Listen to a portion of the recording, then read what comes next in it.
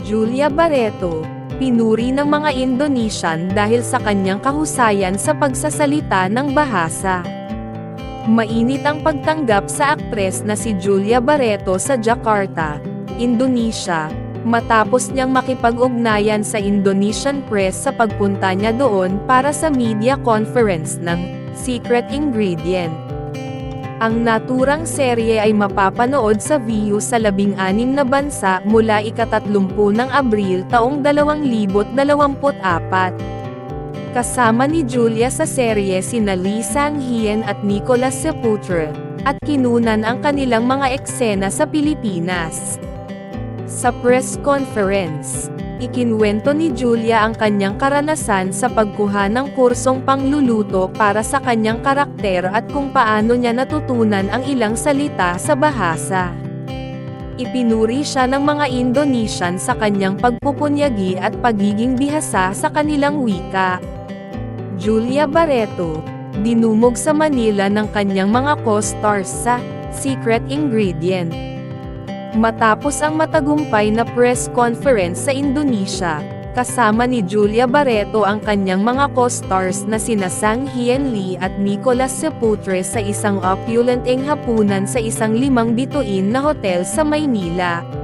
Dito inanunsyo ng mga opisyal mula sa VIU ang kanilang paparating na serye kung saan sila tatlo ang mga bida. Ang pagtitipon ay nagsilbing opisyal na pagsisimula ng kanilang proyekto, at nagpapakita ng patuloy na pagsuporta at pagkakaisa ng kanilang team.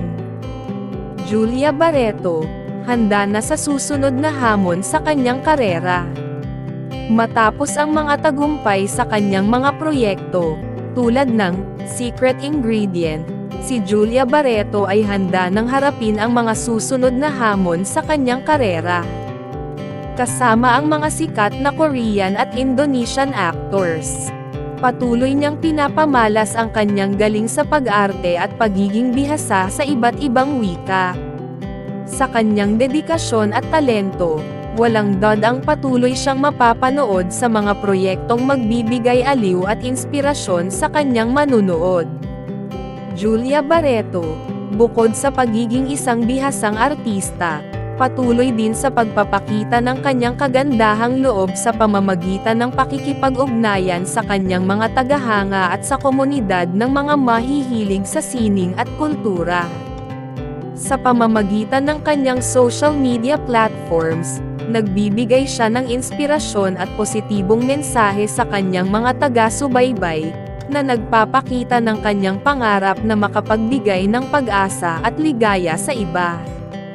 Ang kanyang dedikasyon sa kanyang craft, kahusayan sa wika, at pagiging mapagbigay sa iba ay nagbibigay ng inspirasyon hindi lamang sa kanyang mga katrabaho kundi sa mga kabataan at sa mga nanonood sa buong mundo.